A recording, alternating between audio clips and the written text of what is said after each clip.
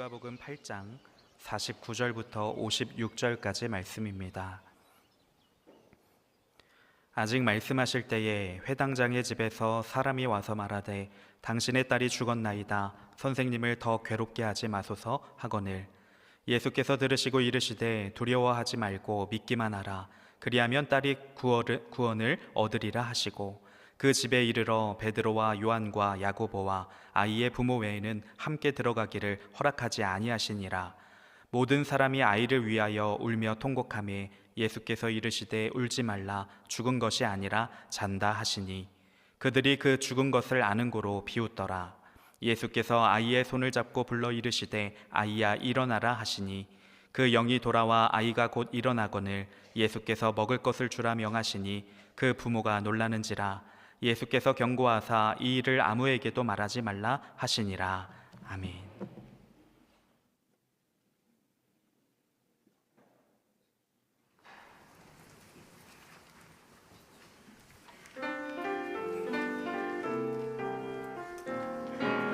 주님 다시 오실 그 약속을 믿고 나는 예비하리라.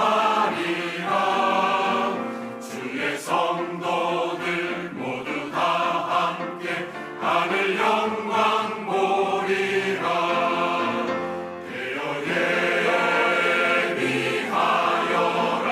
주님 오실 그때에 등불 들고 깨어라. 주를 맞으라.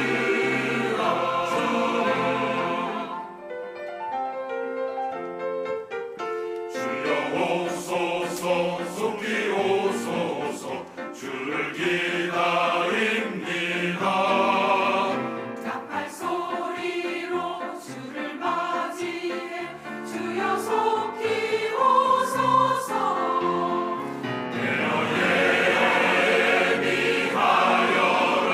주님 오실 그때에 등불 들고 깨어라. 주를 맞으라.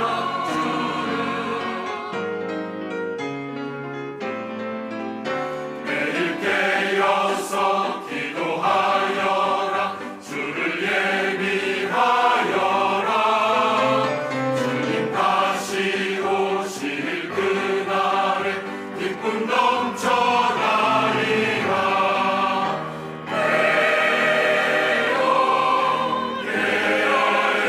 예비하여라. 주님 오실 그때에 등불 들고 깨어라. 주를 맞으라. 주를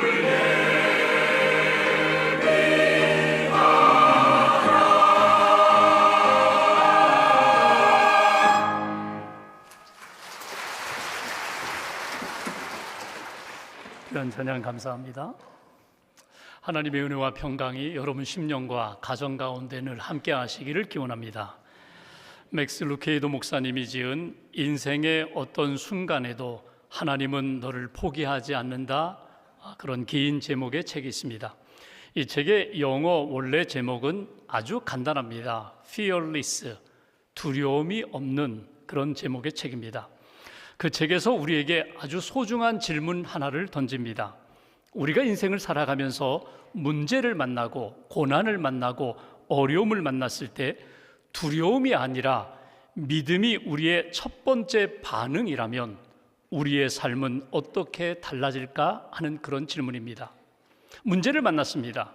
고난을 만났습니다. 그러면 사람들의 보통 첫 번째 반응은 두려움이라는 것입니다. 그런데 믿음의 사람은 첫 번째 반응을 두려움으로 선택하지 않고 믿음을 선택한다면 우리의 삶은 어떻게 달라질까? 그 문제에 대하여 그 책은 다루고 있습니다. 예수님이 말씀하십니다. 두려워하지 말라.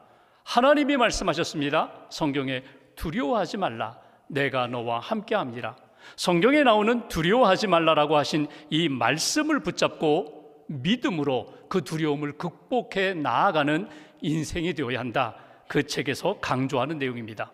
실제로 우리의 삶을 돌아보면 내 안에 두려움이 찾아오면, 두려움이 나를 장악하면 내 삶이 위축됩니다. 생각이 위축되고 감정이 위축되고 활동의 영역이 위축이 됩니다.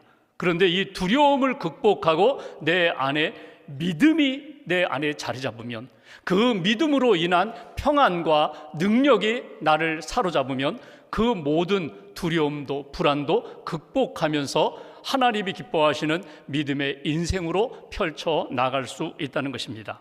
그 책 내용 중에 자녀를 양육하면서 부모님들이 갖는 두려움들이 있습니다. 대표적으로 두 가지. 첫 번째, 자녀를 내가 잘 지켜줘야 되는데, 잘 보호해야 되는데 잘할 수 있을까? 내가 보호할 수 있을까? 이런 두려움이 부모님들에게 있다는 것입니다. 나쁜 일이 생기면 어떻게 하지? 내 아이가 제대로 보호받지 못하면 어떻게 하지? 내 아이가 잘못된 친구를 만나면 어떻게 하지? 이런 불안, 두려움이 부모님들 마음에서 떠나지 않는다는 것입니다. 사실 이러한 두려움은 본능적 두려움입니다. 부모는 누구나 가질 수 있는 그런 두려움이라는 것입니다. 또 하나의 두려움이 있습니다. 자녀의 건강, 질병에 대한 두려움입니다. 내 아이 아프면 어떻게 하지? 그렇게 아프다가 더 병이 심해지면 어떻게 하지? 차라리 내가 아프면 더 나을 텐데, 내가 대신 수술 받으면 더 좋을 텐데, 아이가 아프면 부모님은 그의 인생이, 삶이 너무너무 힘들다는 것입니다. 어쩌면 그 자녀의 그 아픔이, 자녀의 질병이 부모님들로 하여금 더 큰 두려움으로 눌리게 된다는 사실입니다. 이런 두려움 때문에 어떤 부모님은 과잉 보호하게 되고, 어떤 부모님은 방임하게 되고 방치하게 되고, 이런 극단적인 현상이 나타나게 된다. 그렇다면 하나님을 믿고 예수님을 믿고 그리스도인으로 살아가는 부모는 자녀를 어떤 마음으로 대해야 할까? 내 자녀, 우리 자녀라는 생각 이전에 하나님의 자녀라는 마음과 믿음을 가져야 된다. 하나님이 주신 자녀, 내가 사랑하고 돌보는 데에는 한계가 있기 때문에 하나님 앞에 기도하고 맡겨야 한다는 것입니다. 하나님을 의뢰하며 하나님을 의지하며 하나님의 도움 가운데 우리의 자녀들을 주님께 맡겨야 된다. 기도하며 주님의 손에 맡기는 믿음의 부모가 될 때 평안할 수가 있다. 그 책에서 전하는 내용입니다. 여러분 어떻습니까? 여러분은 어떤 두려움을 가지고 있습니까? 특별히 자녀에 대한 두려움, 어떤 두려움이 여러분 안에 있습니까? 여러분은 그 두려움을 어떻게 이기십니까?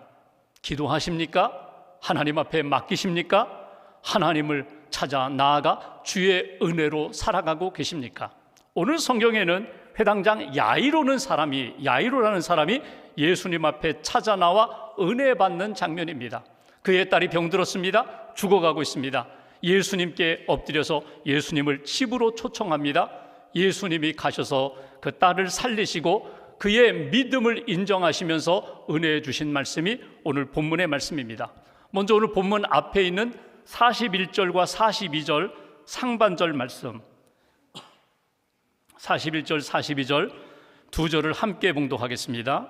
이에 회당장인 야이로라 하는 사람이 와서 예수의 발 아래에 엎드려 자기 집에 오시기를 간구하니 이는 자기에게 12살 된 외딸이 있어 죽어가미로라. 아멘. 여기 회당장 야이로가 등장합니다. 회당장이라는 것은 회당을 관리하는 대표자입니다. 이스라엘은 예루살렘의 성전이 하나 있고 마을마다 회당이 자리 잡고 있습니다. 이 회당은 어떤 곳인가? 안식일에 경건한 유대인들이 함께 모여 예배드립니다. 성경을 읽습니다. 말씀을 듣습니다. 영적으로 믿음의 교제를 나누게 됩니다.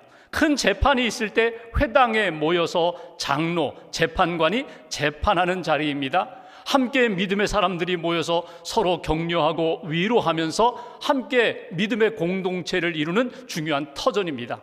이 회당을 관리하는 야이로, 회당장, 영향력 있는 사람입니다. 그러니까 그 지역으로 이야기하면 기관장입니다. 유지입니다. 이 사람이 예수님께 나왔다는 것입니다. 왜 나왔을까? 사실 이 회당장이 예수님께 나올 수가 없습니다. 자기는 바리새인입니다. 영향력 있는 사람입니다. 근데 나사렛 예수 앞에 와서 엎드려 간구했다? 겸손히 주님을 의지했다? 있을 수 없는 일입니다. 그럼에도 불구하고 이 사람이 왜 예수님께 나왔는가? 오늘 성경 말씀대로 자기에게 하나밖에 없는 그 딸, 12살 된 그 딸이 병들어 죽어가고 있다는 것입니다. 그래서 내 딸을 살리기 위하여 예수님께 와서 예수님 우리 집에 오시라고, 와서 좀 치유해달라고, 살려달라고 그렇게 간청했다는 것입니다. 여러분, 이 딸이 점점 병들어 죽어가고 있다고 성경은 기록하고 있습니다. 여러분, 죽음의 그 권세, 영향력 무섭습니다. 여러분, 죽음이 사람의 젊고 나이 많고 상관없습니다. 많이 배우고 적게 배우고 상관없습니다. 영향력이 있고 재산이 많고 상관없습니다. 죽음의 그 영향력, 파괴력은 엄청나다는 것입니다. 이 죽음이 그의 집안의 그림자로 다가올 때에 두렵습니다. 그래서 오늘 예수님 앞에 찾아 나왔다는 것입니다. 다시 한번 오늘 41절 말씀 보실까요? 오늘 이 야이로의 믿음의 모습을 보십시오. 41절 보시면 이렇게 말씀합니다. 회당장 야이로라 하는 사람 왔다. 예수님께 와서 그 다음에 그의 발 아래 엎드려 자기 집에 오시기를 간구했다. 와서 엎드려 간구했다. 이게 회당장 야이로의 믿음입니다. 예수님께 가까이 나왔다는 것입니다. 여러분 한번 상상을 해보십시오. 회당장, 영향력 있는 사람입니다. 이 사람이 예수님께 온다는 것, 여러분 올 수 없는 사람입니다. 더더군다나 그 앞에 발 앞에 엎드린다? 그럴 수 없습니다. 자기의 체면, 지위, 권세 다 내려놓고 예수님 앞에 겸손히 엎드렸다? 그리고 믿음으로 간구합니다. 우리 집에 오세요. 초청하는 겁니다. 간청하는 겁니다. 우리 집에 와서 우리 딸을 좀 살려달라고 간청하는 이 믿음의 모습을 통하여 오늘 우리에게 주시는 첫 번째 신앙적 메시지가 있습니다. 인생을 살다가 문제를 만나고 고난을 만나고 내 힘으로 도저히 해결할 수 없는 그런 위기 가운데 있을 때 야이로가 보여준 모습처럼 그 문제를 품고 예수님 앞에 나와 그 앞에 엎드려 믿음으로 간구하는 신앙인이 되어야 한다. 이것이 오늘 우리에게 주시는 메시지입니다. 문제가 있을 때마다 주님 앞에 나오겠습니다. 주님 앞에 엎드리겠습니다. 주님 앞에 기도하며 간청하겠습니다.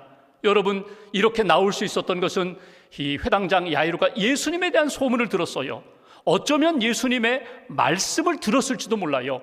회당에서 예수님이 설교하셨던 누가복음 4장의 설교를 들었을지도 몰라요. 예수님이 치료하시는 현장에서 예수님의 이적을 경험했을지도 몰라요. 그런데 지금까지는요, 다 다른 사람 이야기예요. 그건 가난한 사람들 이야기고, 그건 연약한 사람들 이야기고, 병든 사람 이야기고, 나와는 상관없다고 생각했는데 정작 내 딸이 병들어 죽어가니까 나의 이야기가 되는 거예요. 내 문제에 대하여 답을 찾기 위하여 내가 예수님께 나아갈 수밖에 없고, 그 앞에 엎드릴 수밖에 없고, 그분의 은혜를 간절히 구할 수밖에 없는 상황이 되었다는 거예요. 오늘 남의 일로만 알았는데 자기의 삶에 문제가 생기고 내 자녀가 병들자 주님 앞에 겸손히 나와 믿음으로 간구했던 이 야이로처럼 우리의 삶에 문제가 생길 때마다 주님께 나올 수 있는 믿음의 사람, 주님 앞에 엎드려 겸손히 주님의 은혜를 간구할 수 있는 하나님의 사람이 되어야 한다. 여기 엎드렸다는 이 표현은요, 의미로 본다면 이건 항복의 의미입니다. 손들고 저는 이제 못합니다. 저는 안 됩니다. 손들고 항복하는 의미예요. 당신의 도움만이 필요합니다. 당신의 은혜만이 필요합니다. 예수님 살려주세요. 예수님 나를 좀 도와주세요. 나를 좀 붙들어 주세요. 여기 간청했다라는 이 표현이 나오는데 여러분, 이것은 한 번 요청하는 것으로 끝나는 것이 아니라 주님이 응답하실 때까지 계속 반복해서 매달리는 거예요. 와주세요, 와주세요, 도와주세요, 살려주세요. 이런 간절함이 이 회당장 야이로의 마음과 믿음의 삶에 있었다는 것입니다. 이제 한번 우리 이야기해 볼까요? 여러분, 성경에 나오는 야이로의 이야기뿐만 아니라 예배드리는 나의 삶 가운데 어떤 문제가 있을까? 사람들은 모르지만 내 안에 앓고 있는 어떤 아픔과 상처와 슬픔이 있을까? 고난이 있을까? 문제가 있을까? 가정의 문제가 있을 수도 있고, 자녀의 문제, 내 삶의 문제, 경제적인 문제, 영적인 문제, 그 큰 고통 때문에 내가 오늘 주님 앞에 나왔습니다. 주님 앞에 엎드립니다. 주님 앞에 기도합니다. 살려주십시오. 붙들어 주십시오. 건져 주십시오. 주님 우리 안에 오셔서, 내 안에 오셔서, 우리 집 안에 오셔서 건져 주십시오. 이렇게 간구하는 믿음의 사람이 되어야 한다. 여러분, 사단 마귀는 끊임없이 우리에게 이야기합니다. 주님 앞에 간다고 문제가 해결될까? 기도한다고 문제가 해결될까? 그런데 주님은 그렇게 말씀하지 않으세요. 주님께 오면, 주님 앞에 엎드리면, 주님 앞에 간구하면 주님이 붙들어 주신다, 해결해 주신다. 여러분, 멀리 가지 마세요. 신앙생활 잘하던 분이 고난을 만나고 문제가 생기면 교회를 떠나고 믿음을 저버리고 세상으로 나아가는데, 여러분 그러지 마세요. 주님께 나오셔야 됩니다. 주님, 내 안에 있는 자아를 깨뜨려서라도, 나의 자존심을 깨뜨려서라도 내가 주님의 은혜를 원합니다. 나는 항복합니다. 나는 할 수 없습니다. 주님의 은혜에 집중하세요. 주님께 기도하세요. 응답 주실 때까지, 내 안에 말씀 주실 때까지, 내 문제를 해결해 주실 때까지 끝까지 간구하는 믿음의 사람, 문제 앞에서 하나님을 찾아 나오고 주님께 가까이 나아가 주님 앞에 기도하고 응답받는 저와 여러분들 되시기를 주님의 이름으로 기원합니다. 두 번째로, 오늘 이 야이로의 간청을 들으시고 예수님이 야이로의 집을 가고 계세요. 가시는 도중에 문제가 생겼어요. 뜻하지 않은 일이 생겼어요. 한 여인이 와서 예수님의 옷자락을 뒤에서 붙잡았습니다. 예수님이 누구냐? 예, 접니다. 12년 동안 혈루증을 앓았던 여인이 예수님 앞에 와서 이런 이야기를 합니다. 제가 예수님 옷자락만 붙잡아도 저는 나음을 입을 줄 믿고 붙잡았습니다. 예수님 말씀하시잖아요. 딸아, 내 믿음이 너를 구원하였으니 평안히 가라. 여러분, 이렇게 한 여인의 치유하는 과정을 곁에서 제자들도 지켜보고 사람들도 지켜보는데, 초조한 마음으로 지켜본 사람이 누구예요? 딸의 아버지 야이로가 초조한 마음으로, 아니 빨리 가셔야 되는데, 내 딸이 지금 죽어가고 있는데, 여러분 초조한 마음으로 기다리고 있어요. 그런데 예수님이 이렇게 말씀하시는 중에 집에서 한 사람이 와서 집안에서 일어난 일들에 대하여 이야기합니다. 49절 말씀 보십시오. 제가 묵독합니다. 아직 말씀하실 때에 회당장의 집에서 사람이 와서 말하되 당신의 딸이 죽었나이다. 선생님을 더 괴롭게 하지 마소서 하거늘. 끝났습니다. 예수님 모셔가도 상황이 바뀔 수 없습니다. 이제는 끝났습니다. 딸이 죽었습니다. 정말 가슴 아픈 슬픈 소식을 전해왔어요. 여러분, 지금 예수님 앞에 와서 엎드려 간청하고 예수님을 모셔가던 중에 지체됨으로 딸이 죽었다는 거예요. 여러분, 이 아버지 야이로가 얼마나 마음이 아팠을까요? 얼마나 슬픔이 클까요? 근데 이때에 예수님이 이 야이로에게 주시는 말씀이 있어요. 50절 말씀 한 절 함께 봉독합니다. 예수께서 들으시고 이르시되 두려워하지 말고 믿기만 하라. 그리하면 딸이 구원을 얻으리라 하시고, 예수님이 야이로에게 딸이 죽었습니다. 상황 끝났습니다. 이제는 가도 살아날 가능성이 없습니다. 절망입니다. 이런 소식이 들릴 때에 예수님이 야이로에게 주신 말씀이 무엇입니까? 오늘 50절 말씀, 두려워하지 말고 믿기만 하라. 두려워 말고 믿으라. 그러면 내 딸이 구원을 받으리라. 여기 구원은 뭐예요? 다시금 살아나리라. 영적인 구원 이전에 죽은 자가 살아나리라. 병든 자가 치유함을 받으리라. 회복되리라. 믿으면 살아나리라.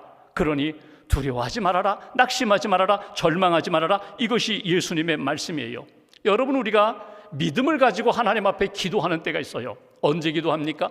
어떤 중요한 일을 앞에 두고, 결정할 일을 앞에 두고, 어떤 일을 시작하기 전에 기도로 준비합니다. 하나님, 지혜를 주세요. 믿음을 주세요.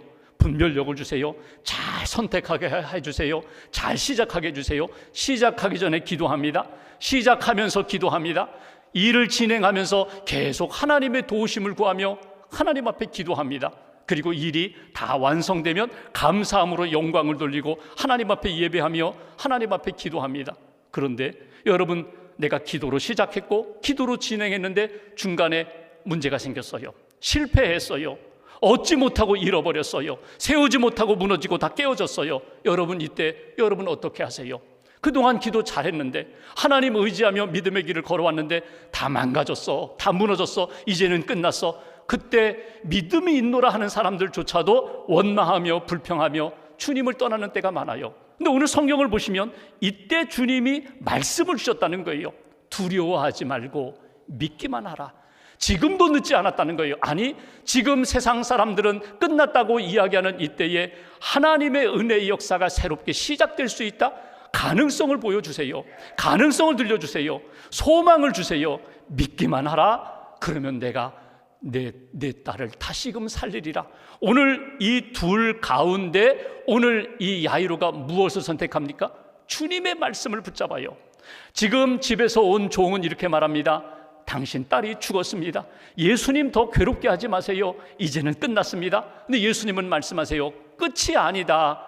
다시금 믿음을 가지고 주님을 붙잡으라고, 주님의 말씀을 붙잡으라고. 오늘 이렇게 예수님의 말씀을 붙잡고 출발하는, 다시금 집으로 향하여 나아가는 이 야이로의 모습을 통하여 우리에게 주시는 교훈이 있어요. 끝이 아니라는 거예요. 이 위기 상황 가운데, 절망 상황 가운데 하나님이 주시는 은혜, 말씀이 있다는 거예요. 그래서 두려움이 찾아올 때, 내 안에 실패와 고통과 아픔이 찾아올 때 다시 내가 주님의 말씀을 붙잡고 주님의 말씀을 믿고 그 길을 걷겠습니다. 이것이 우리에게 주시는 두 번째 메시지예요. 두려울 때 예수님의 말씀을 붙잡겠습니다. 예수님의 말씀을 믿고 그 길을 따라가겠습니다. 두려워하지 말고 나의 말을 믿으라고, 나의 능력을 믿으라고, 나의 계획을 믿으라고 주님의 말씀을 붙잡는 거예요. 종교심리학에서 불안과 두려움에 대한 몇 가지 유형에 대하여 이렇게 얘기합니다. 보통 사람들이 불안과 두려움을 느낄 때가 언제인가? 첫 번째로 일반적인 상황, 실제적인 상황. 옆 나라에서 전쟁이 일어났습니다. 전염병이 돕니다. 큰 재난이 일어났어요. 그러면 두려움을 느낍니다. 그 다음은 우리나라, 그 다음은 우리 차례 아닌가? 이런 불안과 두려움을 느껴요. 두 번째, 신경증적인 불안과 두려움. 있을 수도 있고 없을 수도 있는데 자꾸 내 생각이 일어날 것 같이 예민해져 있어요. 자동차를 타고 이렇게 출발하면서 오늘 사고 날 것 같아요. 비행기를 타고 가면서 오늘 무슨 일 날 것 같아요. 그래서 불안해요. 그래서 예민해져 있어요. 잠도 자지 못해요. 이런 신경증적인 불안과 두려움이 있다는 거예요. 세 번째로 도덕적인 불안과 두려움이 있어요.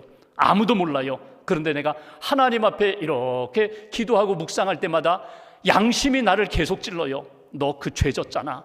너 하나님이 용서할 것 같아? 용서하지 않아. 너 언젠간 벌 받을 거야. 너 오늘 심판받을 거야. 이렇게 도덕적인 불안과 두려움이 나로 하여금 평안과 자유를 잃어버리게 만든다는 거예요. 근데 가장 무섭고 두려운 게 뭔지 아세요? 죽음에 대한 불안과 두려움이에요. 죽을 것 같아요. 난 아직 준비되지 않았는데, 내가 죽으면 어디로 가는 건가? 아직 구원의 확신이 없어요. 천국에 대한 믿음, 소망이 없어요. 그러니까 죽음에 대한 두려움과 불안이 내 안에 찾아오면 나는 견딜 수가 없다는 거예요. 오늘 야이로가 무엇을 선택합니까? 절망의 소리가 들려와요. 당신 딸이 죽었습니다. 끝났습니다. 근데 예수님의 음성이 들려요. 믿기만 하라. 두려워하지 말아라. 믿기만 하라. 내가 구원하리라. 내가 회복하리라. 여러분, 이 둘 가운데, 절망과 소망 가운데 야이로가 무엇을 선택합니까? 예수님의 말씀을 선택해요. 이건 오늘 우리도 마찬가지예요. 예배 드리면서 끊임없이 내 안에 자아의 소리도 들리고 사람들의 소리도 들리고 세상의 소리도 내 귓전에 계속 들려요. 안 된다, 끝났다, 망했다. 근데 예수님이 말씀을 주세요. 성령을 통하여 내게 말씀을 주시고 감동을 주세요. 아니다, 끝난 것이 아니다. 믿으라는 거예요. 두려워하지 말라는 거예요. 내가 너와 함께 한다고 말씀하십니다. 내가 너를 붙들어 주겠다. 주님의 음성을 붙잡고 나아갈 때, 믿음으로 선택하고 소망을 선택할 때 우리의 인생, 우리 가정과 우리의 삶은 분명히 달라진다는 거예요. 데일 카네기라는 사람이 책을 많이 썼습니다. 이 사람이 쓴 책 가운데 보면 이런 내용이 나와요. 세상에 성공한 사람들이 쓰지 않는, 절대 쓰지 않는 세 마디. 여러분, 믿음 없는 사람들도 있어요. 믿음 있는 사람도 있고 믿음 없는 사람들조차도 성공한 사람들이 쓰지 않는 세 마디. 없다, 잃었다, 끝났다. 없다, 잃었다, 끝났다. 그 말은 없다는 거예요. 그러니까 믿음 없는 사람들조차도 어떤 분야에서 나름대로 성공하기 위해서는 부정적인 생각, 부정적인 말을 듣지도 않고 말하지도 않고 품지도 않는다는 거예요. 하물며 믿음의 사람들, 하나님을 믿고 예수님을 믿고 말씀의 능력을 믿는 사람들이 없다, 잃었다, 끝났다, 이런 말에 휘둘려서야 되겠느냐? 이런 말에 붙들려서야 되겠느냐? 세상 사람들은 없다, 잃었다, 끝났다고 말할 때 주님은 계십니다. 주님은 하십니다. 주님이 말씀을 주십니다. 주님이 내게 역사하십니다. 이 믿음의 말, 믿음의 말씀을 붙잡고 주님 앞에서 일어나라고, 끝이 아니라고, 절망에 빠지지 말고 믿음과 소망을 가지고 일어나라고 하시는 주님의 음성, 야이로처럼 소망을 선택하고 주님을 모시고 하나님이 기뻐하시는 새로운 역사를 경험하는 저와 여러분들 되시기를 주님의 이름으로 기원합니다. 51절 말씀 보십시오. 예수님이 이제 야이로와 함께 집으로 가십니다. 베드로, 요한, 야고보 부모와 함께 아이가 누워있는 곳으로 가십니다. 52절, 사람들은 통곡하며 슬퍼 우는데 예수님 말씀하십니다. 울지 마라, 죽은 것이 아니라 잔다. 예수님은 죽음에 대하여 잔다라고 말씀하십니다. 일어날 때가 있다, 부활의 시간이 있다, 깨어날 때가 있다. 죽은 것이 아니라, 끝난 것이 아니라 잠잔다는 것입니다. 그러면서 54절 55절 예수님의 말씀 두 절 함께 봉독합니다. 예수께서 아이의 손을 잡고 불러 이르시되 아이야 일어나라 하시니 그 영이 돌아와 아이가 곧 일어나거늘 예수께서 먹을 것을 주라 명하시니. 54절 앞에 중요한 표현이 나와요.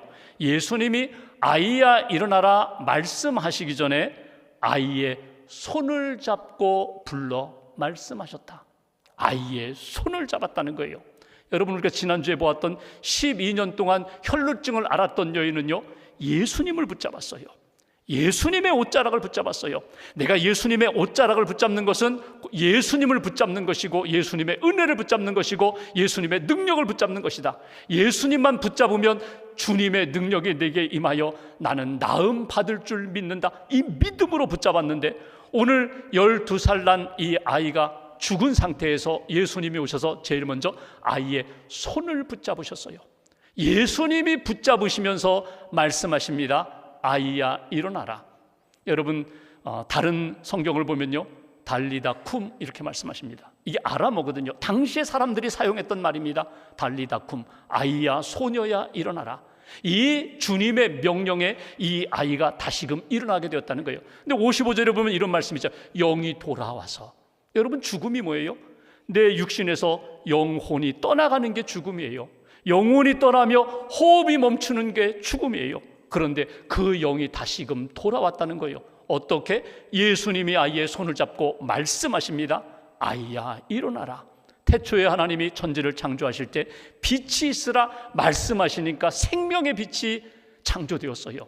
하나님이 말씀하실 때 여러분, 에스겔 골짜기에 다 죽은 마른 뼈들이 있는데 생기야 들어가라, 다시금 일어나라. 주님의 말씀이 임하니까, 성령이 들어가니까 다시금 일어나 군대가 되잖아요. 예수님 말씀하십니다.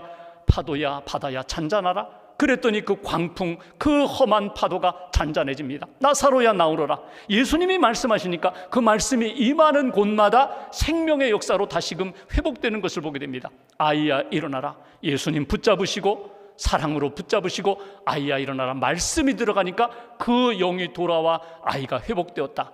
사람들에게 말씀하십니다. 이제 먹을 것을 주어라. 영혼을 살리는 것은 주님의 역사요, 너희들이 돌보는 것, 너희들이 먹이는 것, 너희들이 감당해야 할 몫이라고. 여기에 주님이 누구이신가, 예수님이 누구이신가에 대한 분명한 말씀을 주세요. 예수님이 누구이세요? 그분은 하나님의 아들이세요. 생명의 주인이세요. 죽은 자를 살리시는 분이에요. 십자가에 돌아가셨다가 3일 만에 부활하신 분이에요. 예수님을 믿는 모든 사람들에게 부활의 소망을 주신 분이에요. 우리에게 영생을 주신 분이에요.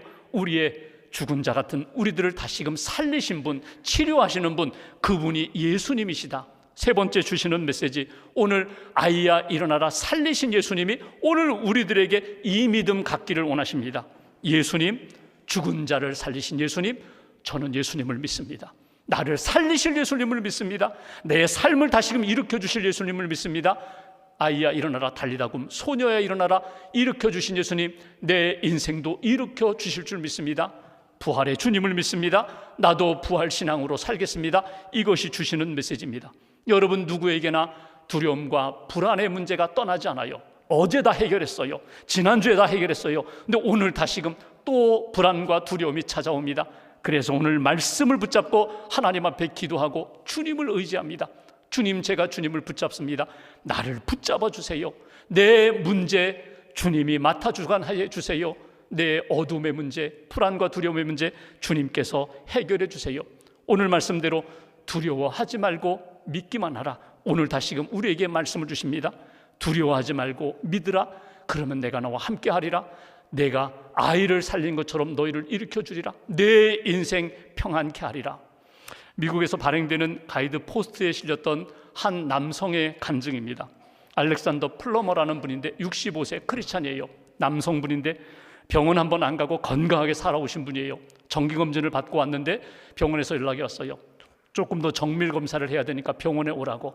무슨 일인가 가서 다시금 진단을 받았더니 전립선 암의 진단을 받게 됩니다. 하늘이 무너지는 것 같았어요. 의사 선생님이 말합니다. 요즘 전립선 암은 약도 있고 다 치료하기 때문에 괜찮습니다. 치료 잘 받으시면 됩니다. 근데 안심이 되지 않는 거예요. 자기 아버지가 60대 중반에 전립선 암으로 세상을 떠났거든요. 아버지가 이때 돌아가시고 그 다음은 내 차례구나. 의욕을 잃었어요. 자기가 하던 사업도 그냥 정리해버렸어요. 이렇게 나는 세상을 떠나는구나. 운동도 하지 않고 식사도 잘 하지 않고 점점 몸은 말라져 가고 교회도 가지 않았어요. 그렇게 신앙생활 열심히 하고 예배드리고 봉사하고 많은 사람들 도왔던 열정적인 이 성도님이 그냥 무기력해진 거예요. 동생이 찾아왔습니다. 형이 원래 이런 사람 아니잖아. 형 원래 이런 사람 아니잖아. 왜 이래? 형 믿음의 사람이었잖아. 열심히 아주 에너지 넘쳤던 형이잖아. 근데 왜 이렇게 자꾸 약해져 갔어? 왜 약해졌어? 형 왜 이래? 그랬더니 형이 알렉산더 플러머가 이런 얘기를 합니다. 그건 다 암 진단 받기 전 얘기다. 암 진단 받고 보니까 다 끝났다. 형 기도하자고. 나도 기도할 테니 형 기도하라고. 하나님의 은혜를 구하라고. 시간이 지납니다. 다 수용했어요. 그래, 내가 하나님의 부름을 받는가 보다. 다 수용하고 진정된 다음에 하나님 앞에 기도합니다. 기도 제목은 딱 하나입니다. 하나님, 이 세상의 모든 사람들이 이 땅에서 오는 날이 있고 가는 날이 있는데 하나님이 이 땅에서 이렇게 65년 살게 해주셨으니까 이렇게 살다가 하나님 부르시면 저 가겠습니다. 그런데 두렵습니다. 뭔지 내 마음 가운데 큰 무거운 돌과 같은 두려움이 있습니다. 이 두려움만 좀 해결해 달라고. 내 안에 있는 이 무거운 어두운 이 두려움만 좀 해결해 주시면 제가 하나님 부르실 때 제가 하나님 품에 안기겠습니다. 기도했어요. 여러 번 기도하는 가운데 어떤 환상 중에 이런 체험을 하게 됩니다. 자기가 하나님께 가는 거예요.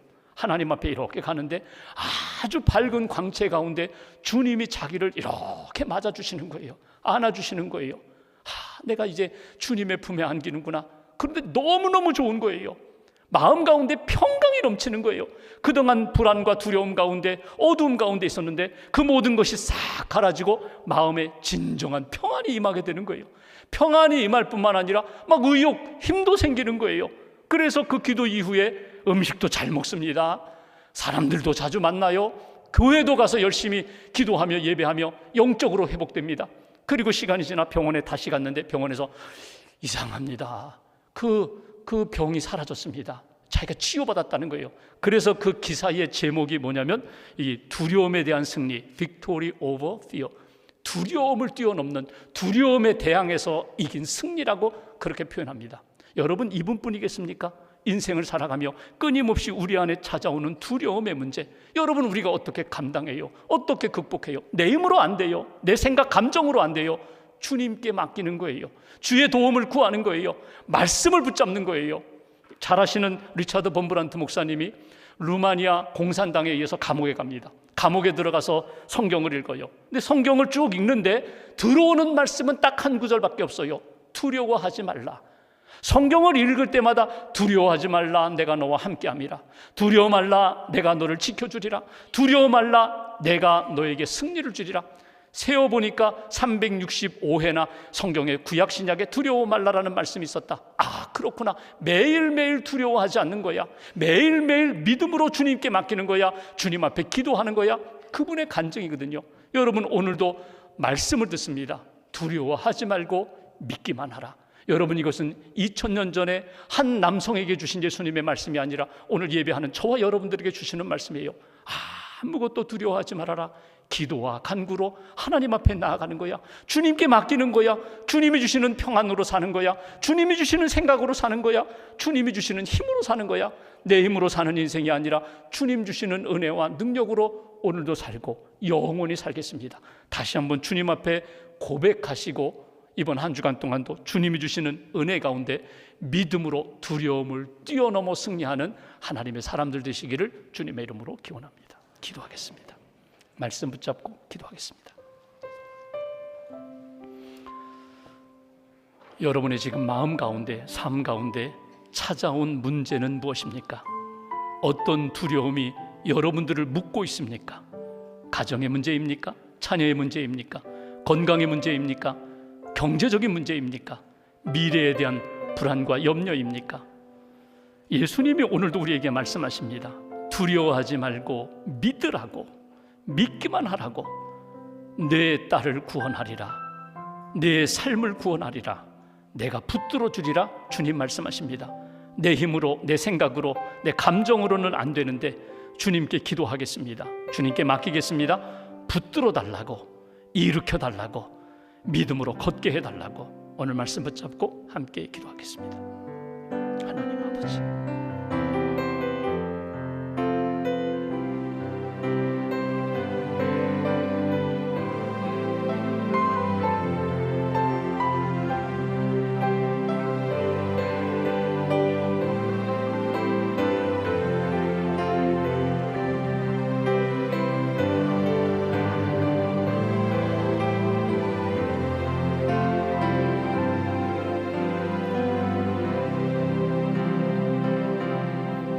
우리를 사랑하시는 하나님 아버지, 두려움과 불안으로 흔들리는 우리에게 믿음을 주셔서 감사합니다.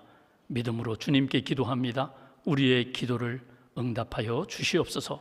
두려워 말라, 내가 너와 함께함이라. 우리에게 주신 약속의 말씀을 믿습니다.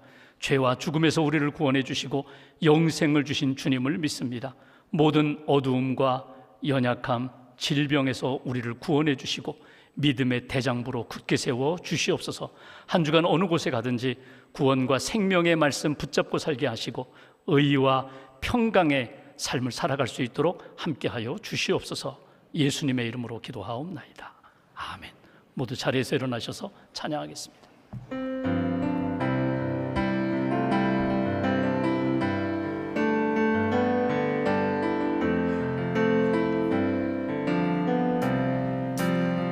닿을 수 없고 오를 수 없네. 사망의 권세 놓인 우리 절망 가운데 하늘을 보며 주의 이름 나 부를 때 어둠을 뚫고 주님의 사랑 내 영혼을 비추시네.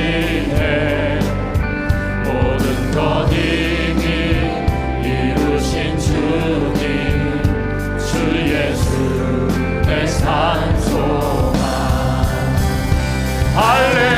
할렐루야, 주의 이름 찬양해.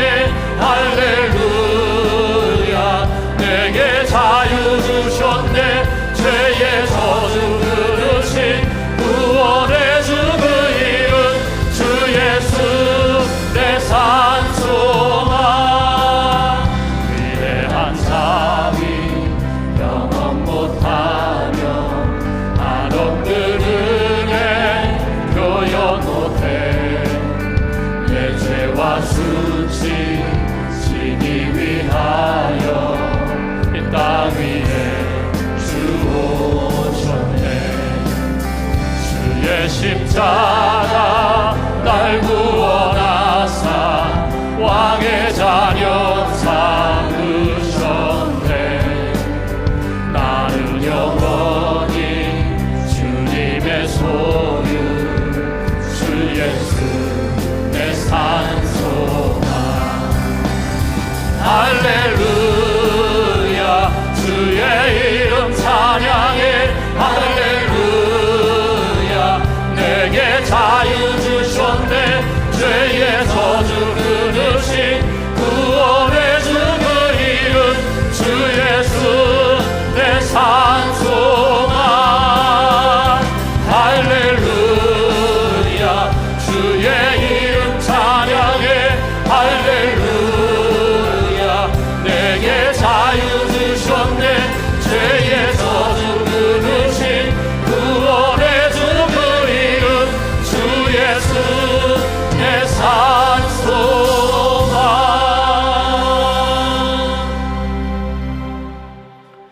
이제는 우리의 구세주 예수 그리스도의 은혜와 우리를 구원하신 하나님 아버지의 그 무한하신 사랑하심과 두려움과 불안, 절망 가운데 있을 때 하나님 앞에 나아갈 수 있도록, 겸손히 기도할 수 있도록 도우시는 성령님의 감화, 감동하심이 하나님 앞에 예배드리고 말씀 붙잡고 믿음으로 세상을 향하여 나아가는 성도님들과 가정과 일터와 주님의 몸된 교회 위에 이제부터 영원까지 함께 하시기를 간절히 축원하옵나이다. 아멘.